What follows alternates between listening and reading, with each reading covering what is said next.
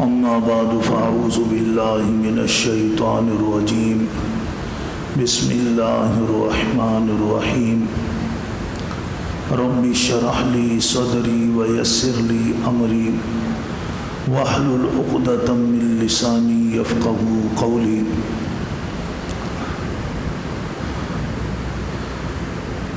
إن الذين كفروا لو أن لهم ما في الأرض جميعا ومثله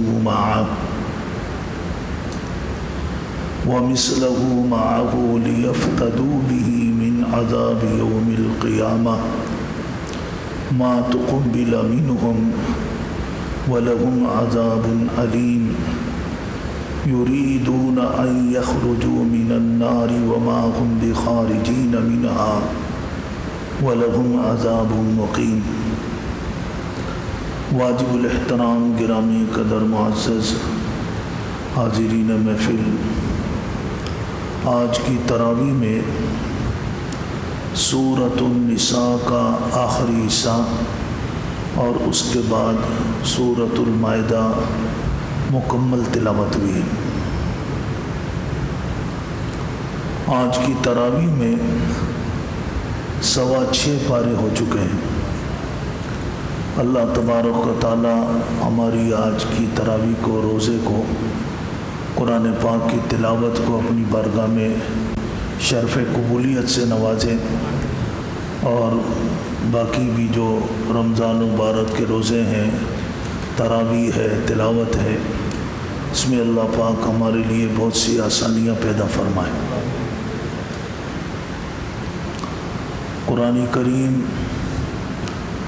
اللہ تبارک و تعالیٰ کی وہ عظیم کتاب ہے جو اللہ نے قیامت تک آنے والی انسانیت کی رہنمائی کے لیے اور انہیں سیدھا راستہ دکھانے کے لیے،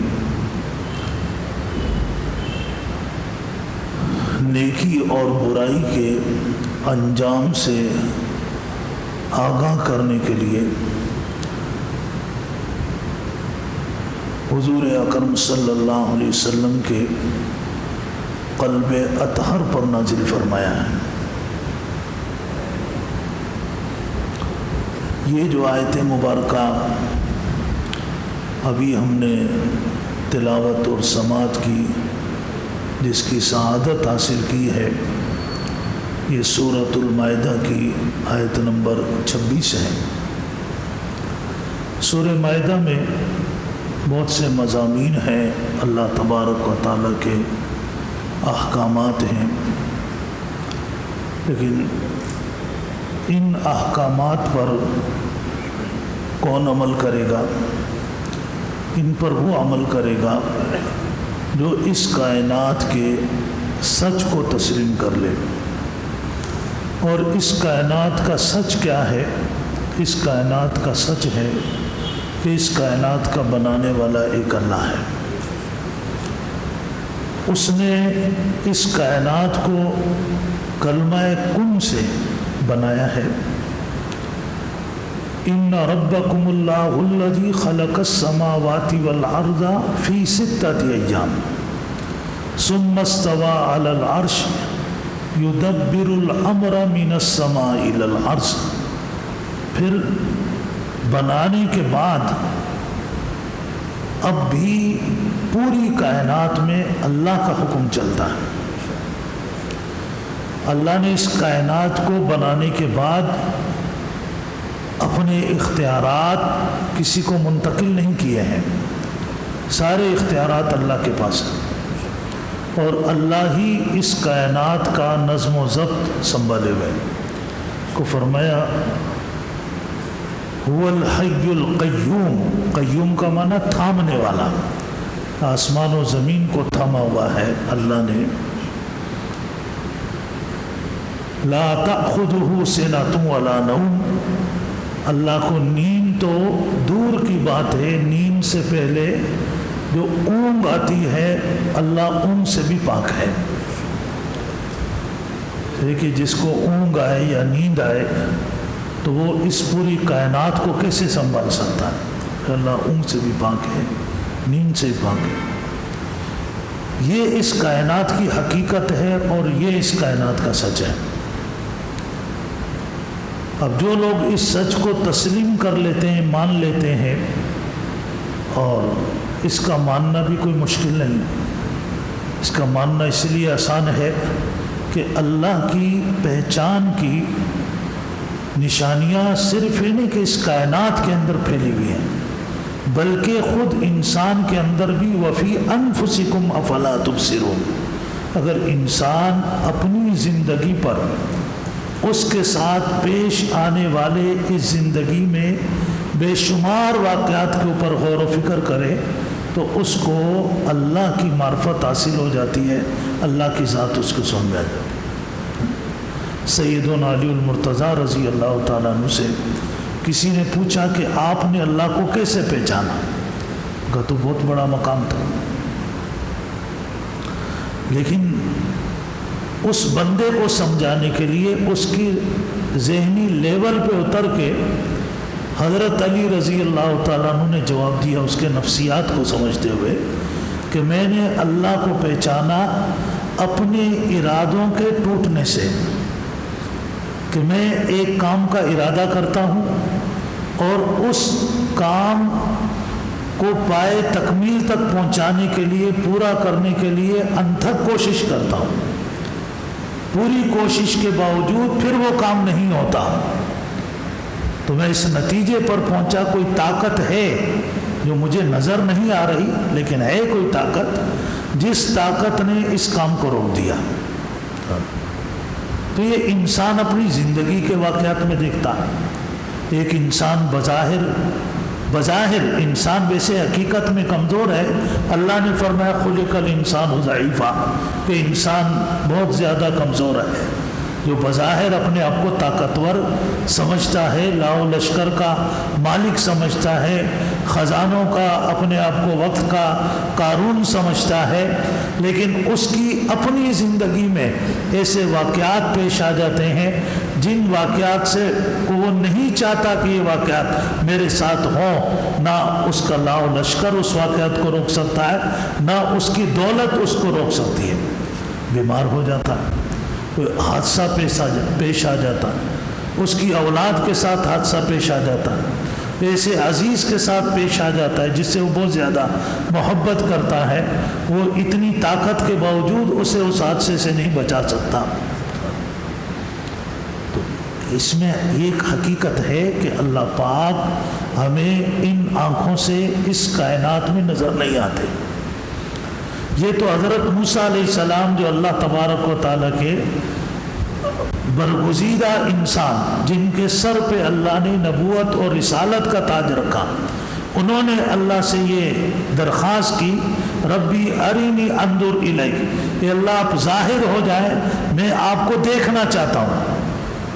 اللہ نے فرمایا لن ترانی، آپ مجھے نہیں دیکھ سکتے۔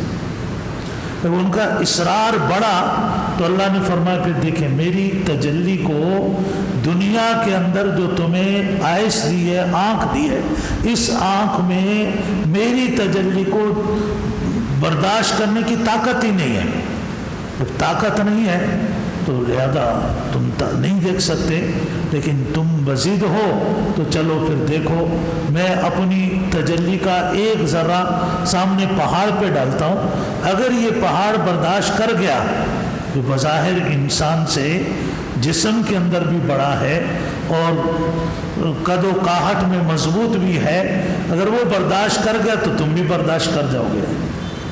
قرآن کریم میں آتا ہے فَلَمَّا تَجَلَّى رَبُّهُ لِلْجَبَلِ جَعَلَهُ دَكَّا وَخَرَّ مُوسَىٰ صَعِقًا، جب اللہ نے اپنی تجلی کا ایک ذرہ پہاڑ کے اوپر ڈالا، کوئی طور پہ ڈالا، پہاڑ پورا جل کے خاک ہو گیا اور موسیٰ علیہ السلام بھی گر کے بے ہوش ہو گئے۔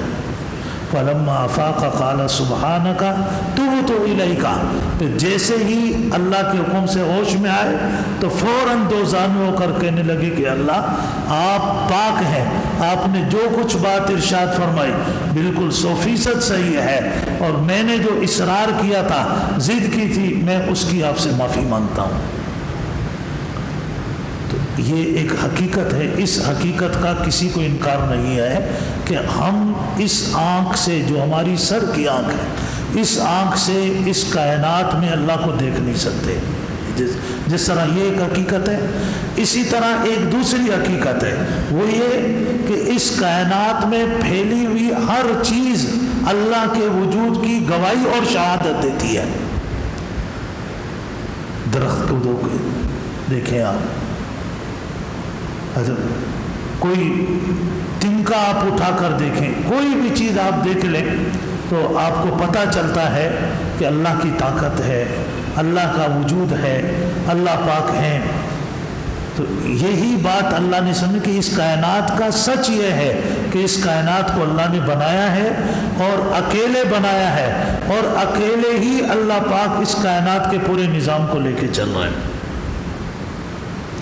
اب جو لوگ اس سچ کو نہیں مانتے تو وہ لوگ آج دنیا میں خواہ لوگوں کی نظر میں یا اپنی نظر میں کوئی بھی مقام رکھتے ہوں، اپنے آپ کو بڑا سمجھتے ہوں، اور جو ان کے زر خرید غلام ہے وہ ان کی تعریف کے پل باندھتے ہوں، ان کی نظروں میں وہ اچھے بنتے ہوں، لیکن یاد رکھیں اللہ نے فرمایا کہ یہ اس سچ کو تسلیم نہ کرنے کا انجام بہت برا ہوگا۔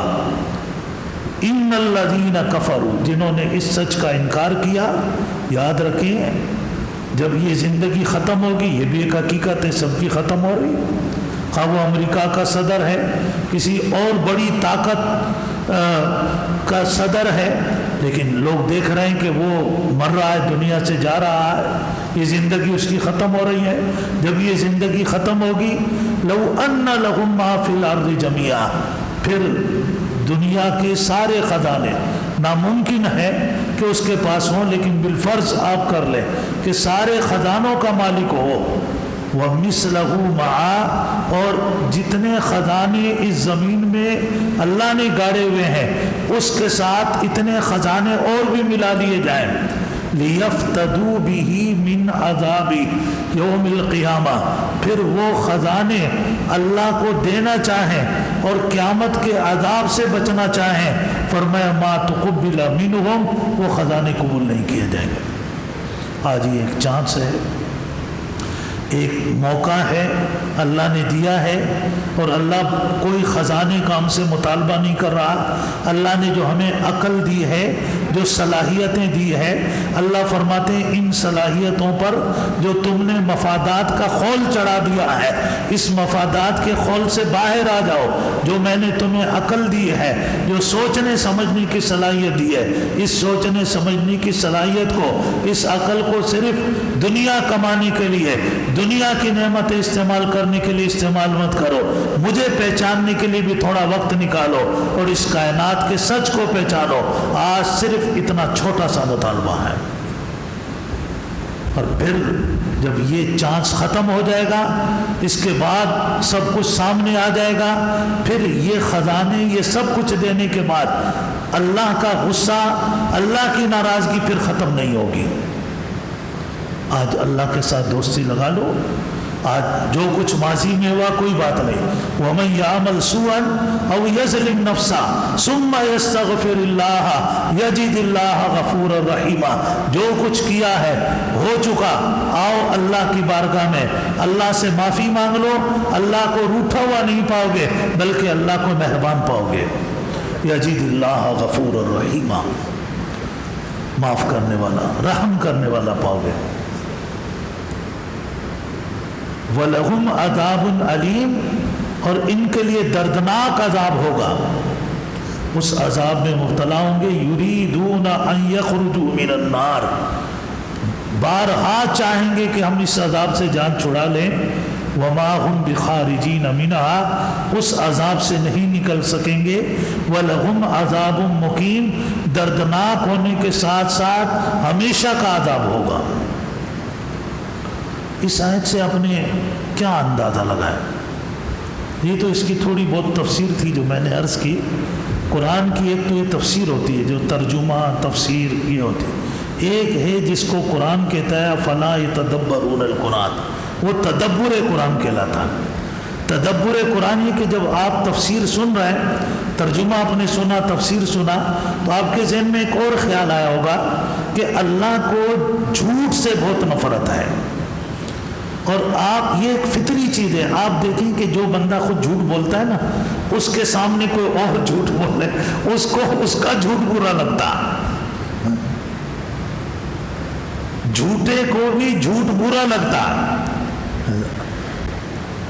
یہ جتنے ہوتے ہیں نا یہ چوری کرنے والے آگے پیچھے جیب کترے، تو ان کا ایک جو استاد ہوتا ہے وہ چھوٹے جب جیب کاٹ کے پورے پیسے نہ پہنچائیں تو کہتے ہیں یہ بے ایمان ہے، کہتے ہیں یہ بے ایمانی کر رہا ہے استاد کے ساتھ، کہ جو اس نے چوری کی، جو جیب کاٹی، پورے پیسے نہیں پہنچائے، اس نے بے ایمانی کی، اور اس بے ایمان کے ساتھ وہ بڑا بے ایمان بھی نفرت رکھتا۔ تو جھوٹ ایسی چیز ہے کہ یہ انسان کی فطرت میں بھی اللہ نے رکھا کہ وہ خود جھوٹ بولے، لیکن کوئی اور آ کر جھوٹ بولے اسے برا لگتا ہے۔ تو اللہ کو بھی جھوٹ بہت زیادہ برا لگتا ہے، کہ اللہ نے جھوٹوں پر قرآن پاک میں کہا جھوٹ بولنے والوں پہ اللہ کی لعنت ہے۔ اللہ پاک جھوٹ کو پسند نہیں فرماتے، اس لیے حضور اکرم صلی اللہ علیہ وسلم نے صحابہ کرام کو، اپنے ماننے والوں کو، پیروکاروں کو سچائی پہ قائم رہنے کی بڑی تلقین کی۔ آپ دیکھیں کہ جو ایک واقعہ میں نے پہلے بھی آپ کو سنایا ہے کہ جب غزوہ بدر ہو رہا تھا، دو مسلمان صحابی رسول اپنے علاقے سے غزوہ بدر میں شرکت کے لیے آ رہے تھے، راستے میں ان کو کافروں نے پکڑ لیا۔ اب یہ کہاں جا رہے ہو؟ انہوں نے کہا کہ جی ہم جا رہے ہیں اپنے نبی کے پاس جا رہے ہیں۔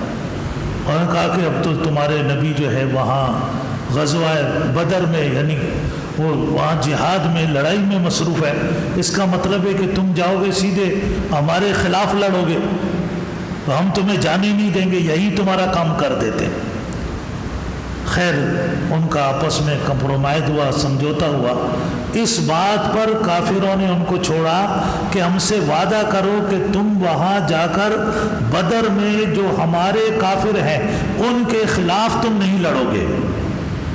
انہوں نے وعدہ کر لیا، وعدے کے باوجود وہ سیدھے بدر میں آئے، مقام بدر میں حضور اکرم صلی اللہ علیہ وسلم سے آ کر ملاقات کی، اور آپ کو یہ پورا واقعہ سنایا کہ ہم تو گھر سے نکلے تھے اس ارادے سے کہ ہم آ کر آپ کے اس دستے میں شامل ہو کر اسلام کا ایک ادنا سپاہی بن کر آپ کے ساتھ اور مسلمانوں کے ساتھ دوش بدوش ہو کر ان کافروں کا مقابلہ کریں، لیکن ہمارے ساتھ یہ واقعہ پیش آ گیا، ہم یہ وعدہ کر چکے، اب آپ کا ہمارے لیے کیا حکم ہے؟ آپ نے فرمایا تم سیدھے مدینے جاؤ، اپنے وعدے پر قائم رہو، ہمارے لیے ہمارا اللہ کافی ہے۔ کیسا وقت تھا، ایک ایک مجاہد کی بڑی ضرورت تھی، ایک ایک مجاہد بڑا قیمتی تھا، لیکن آپ صلی اللہ علیہ وسلم نے اپنے پیروکاروں کو کیا اعلیٰ تعلیم عطا فرمائی کہ یہ اس تعلیم کے اوپر اور اس اخلاق کے اوپر قائم رہیں گے تو پھر ہی جا کر دنیا میں دین پھیلے گا۔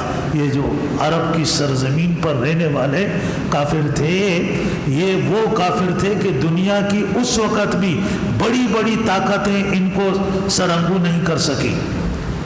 آپ کیا سمجھتے ہیں خالد بن ولید کو مسلمانوں کی تلواروں نے جھکایا؟ کبھی نہیں ہوا حضرت خالد بن ولید کو حضور اکرم صلی اللہ علیہ وسلم کے اخلاق نے جھکایا۔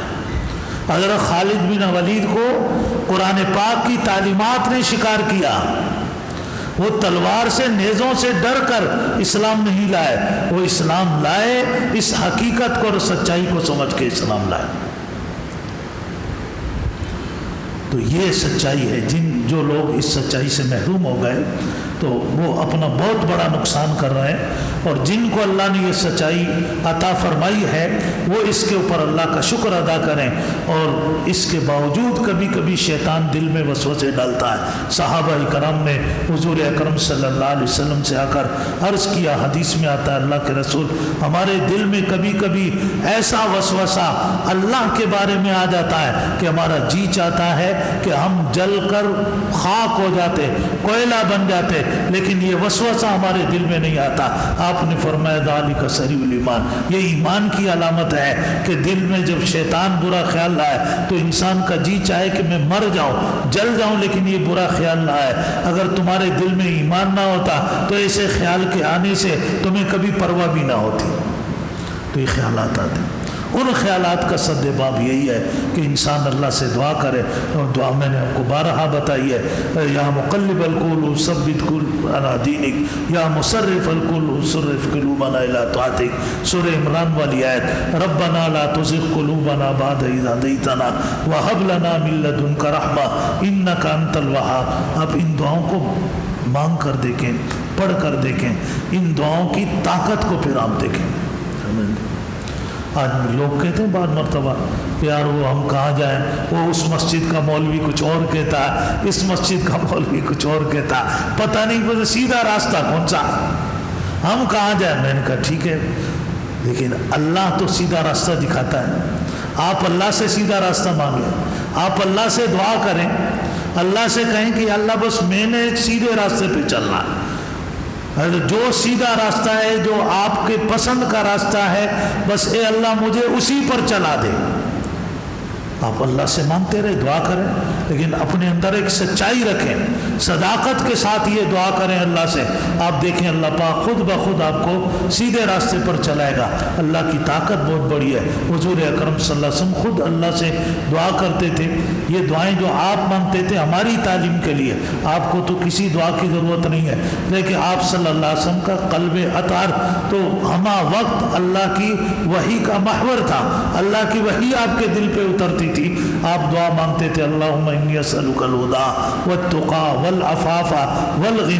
اے اللہ میں آپ سے سیدھے راستے کی دعا کرتا ہوں، اے اللہ تقوی مانگتا ہوں، اے اللہ میں آپ سے خود مختاری مانگتا ہوں، اے اللہ میں آپ سے پاک دامنی مانگتا ہوں. یہ ہمارے لیے دعائیں آپ نے مانگی، اور ہمیں گویا کہ دعا کرنے کا ایک مانگنے کا طریقہ حضور اکرم صلی اللہ علیہ وسلم نے سکھایا. تو آپ دیکھیے سورۃ المائدہ کی آیت مبارکہ بتا رہی ہے کہ سچائی کی اللہ کے ہاں قدر و قیمت ہے. آج لوگ کسی کو دھوکہ دے کر، جھوٹ بول کر، فراڈ کر کے 4 پیسے لے لیں، حاصل کر لیں، کوئی عہدہ یا منصب حاصل کر لیں، جھوٹ بول کر وہ اپنے آپ کو بڑا سمجھے. نہیں، سچائی کی بھی ایک بہت بڑی قیمت ہے. سچائی کی قیمت اس دنیا کے اندر پھیلے ہوئے تمام خزانے سچائی کی قیمت کو ادا نہیں کر سکتے. ایک واقعہ کتابوں میں لکھا ہے، ایک بادشاہ تھا بنو امیہ کا، اسے ایک مولوی صاحب کی ضرورت تھی، عالم کی ضرورت تھی کہ جو اسے دینی مسائل میں اس کی رہنمائی کرے. تو اس وقت اس نے بڑے بڑے علماء سے رابطہ کیا، لیکن سب نے معذرت کی. ایک عالم پر اس کی نظر ٹک گئی. اس نے کہا کہ بھئی اس کو بلا کے لاؤ. اس نے بھی انکار کیا، بولا میں نہیں آنا چاہتا. اس نے کہا کہ جی آپ کے سامنے ہم 2 عہدے پیش کرتے، 2 باتیں پیش کرتے ہیں، ان 2 میں سے ایک کو قبول کرنا ضروری ہوگا، نہیں تو پھر ہم آپ کو سزا دیں گے اس بات کی. اس نے کہا کیا 2 باتیں؟ کہا ایک بات یہ ہے کہ ہماری دعوت کھا لو، اور دوسری بات یہ ہے کہ دعوت نہیں کھاتے ہو تو پھر ہمارے بچوں کو ہمارے گھر میں آ کر دین کی تعلیم دیا کرو. اس منصب کا نام تھا معلم الصبیان. صبیان کہتے ہیں بچوں کو، معلم الصبیان کا عہدہ تمہیں دیا جاتا. اس نے سوچا معلم الصبیان بنوں گا، روزانہ جانا پڑے گا. یہ دعوت میں ایک دن تو آدمی ایک ٹائم باتھ روم میں بھی تو جاتا، تو میں یہ سمجھوں گا میں بادشاہ کی دعوت نہیں کھا رہا ہوں، باتھ روم میں جا رہا ہوں. اس نے یہ سوچ کر بادشاہ کی دعوت قبول کر لی. کہا ٹھیک ہے جی میں دعوت میں آ جاؤں. بادشاہ نے اپنے باورچیوں کا بھی ایسے کھانے بناؤ کہ بس اس کو کھانوں کا ذائقہ اور چسکا لگ جائے، اور یہ روزہ نہ آئے، ہم اس کو کہیں گے اسی کھانے کھلائیں گے آپ کو. خیر وہ بہت اچھے کھانے بنائے گئے. جب کھانا کھا رہے تھے اس دوران پھر بادشاہ نے بات چلائی اور اس کا ذہن بنایا. اس نے وہ معلم الصبیان کا عہدہ قبول کر لیا. اب وہ ڈیلی آنے جانے لگا بادشاہ کے پاس، اور وہ سے دینی مسائل اور یہ وہ، اور اس میں کچھ اپنی مرضی کے مسئلے بھی پوچھنے لگا. ایک مرتبہ بادشاہ نے اس سے کچھ ایسا مسئلہ پوچھا جس پہ بادشاہ اتنا خوش ہوا کہ بادشاہ نے اس کو انعام کے لیے ایک پرچی لکھ کر دی جس پہ 10,000 اشرفیاں لکھی، اور ایک بہت بڑے یہودی تاجر کے پاس بھیجا۔ اس ٹائم یہ بینک تو ہوتے نہیں تھے، بینک سے جا کے نکال لو، وہ بادشاہوں کے بعد گزار لوگ ہوتے تھے، ان کے پاس بھیجا جاتا تھا، ان سے جا کر لے لو۔ تو وہ تاجر بادشاہ کا باج گزار تھا، یہودی تھا، اس کے پاس وہ پرچی دے کر جو بادشاہ کی گیا، تاجر نے پہلے اس کو دیکھا، دیکھنے کے بعد اس نے ایک سوال کیا، اس نے کہا کیا تم نے بادشاہ پہ ریشم بیچا ہے؟ کہ اتنی بڑی قیمت ریشم کی ہو سکتی ہے، اور کوئی ایسی چیز نہیں ہو سکتی جو اتنی بڑی قیمت بادشاہ اس کو دے گا۔ بس بات تو یہودی کی تھی لیکن دل پہ لگ گئی، انہوں نے کہا ریشم بیچا ہے۔ بس اسی وقت اس کی آنکھوں میں آنسو آ گئے، کہا ریشم نہیں، اس سے بھی قیمتی چیز بیچ کر آیا، وہ میرا ایمان ہے جو میں نے بیچ دیا۔ تو اب دیکھیں ایمان اتنی قیمتی چیز ہے۔ یہودی بھی اس کو سمجھتے ہیں کہ اللہ کے ساتھ جو تعلق ہے ان کا، یہ سب سے بڑا قیمتی سرمایہ ہے مسلمانوں کا، اسی سرمایہ سے ان کو محروم کرو۔ اور یہی بات سورہ مائدہ کی آیت نمبر 26 ہمیں بتا رہی ہے، اگر اس قیمتی سرمایہ سے محروم ہو گئے تو وہ شخص پھر ہمیشہ کے لیے محروم ہے۔ تو شیطان کے شر سے اور نفس کے دھوکے سے دعا کریں کہ اللہ پاک محفوظ رکھے۔